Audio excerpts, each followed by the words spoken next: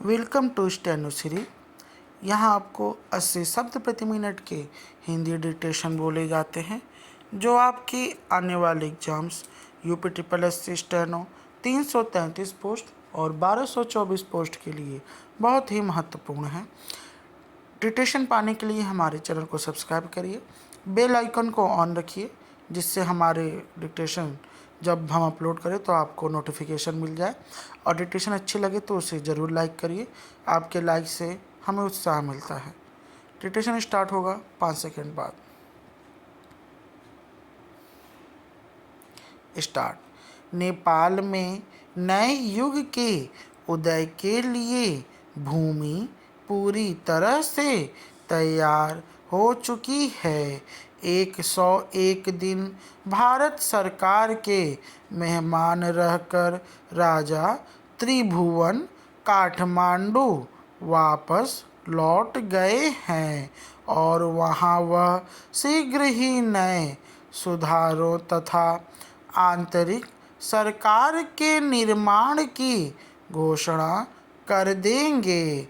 नए मंत्रिमंडल के सदस्यों की सूची को वह अपनी स्वीकृति प्रदान कर चुके हैं और वह दिन भी अब दूर नहीं जब किसी शुभ समय में नेपाल की जनता लोकतंत्री युग में पांव रखेगी।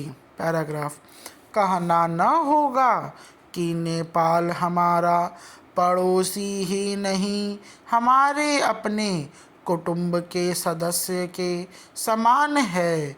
दोनों देशों के नाभि-नाल संबंधों को देखते हुए भारत नेपाल की किसी भी राजनीतिक हलचल की उपेक्षा नहीं कर सकता था। स्वाभाविक ही था कि नेहरू जी ने वहाँ की राजनीतिक गुत्थी को सुलझाने में इतनी तत्परता प्रदर्शित की और आज जब वहाँ के आकाश से कटुता के मेघ फट चुके हैं, हमें आशा है कि भारत और नेपाल के संबंध और भी दृढ़तर होंगे और दोनों देश लोकतंत्रात्मक दिशा में प्रगति कर अपनी जनता तथा विश्व की शांति और समृद्धि में योग देंगे।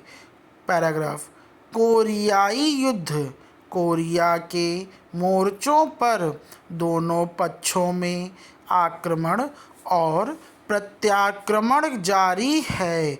गत पखवाड़े में संयुक्त राष्ट्रीय सेनाओं की प्रगति जिस प्रकार होती रही उससे उन्हें आशा हो गई थी कि वे शीघ्र ही फिर 38वें अक्षांश पर पहुंच जाएंगे। कुछ दक्षिण कोरियाई दल तो सियोल तक भी जा पहुँचे और साम्यवादियों ने प्रतिरोध के लिए विशेष उत्सुकता नहीं दिखाई, किंतु हाल में ही इस सप्ताह साम्यवादियों ने जिस वेग से प्रत्याक्रमण किया उससे संयुक्त राष्ट्रीय सेनाओं की 38वें अक्षांश पर पहुंचने की आशा फिलहाल धूल में मिल गई है। चीनी सेनाएं 4 दिन में ही 35 मील बढ़ गईं। यही नहीं, वे ऐसे स्थान पर भी पहुंच चुकी हैं जहां से केंद्रीय मोर्चों को मदद पहुंचाने में बाधा डाल सकती हैं। इधर संयुक्त राष्ट्रीय झंडा तले कोरिया में युद्ध करने वाले पश्चिमी राष्ट्रों में फिर यह चर्चा चल पड़ी है कि यदि उसकी सेनाएं 38वें अक्षांश पर पहुंचने में सफल हो जाएं तो क्या वे उससे आगे भी बढ़ेंगी? ब्रिटेन यह चाहता है कि इस दिशा में कोई निर्णायक कदम उठाने से पहले सब भागीदारों में फैसला हो जाए। पैराग्राफ।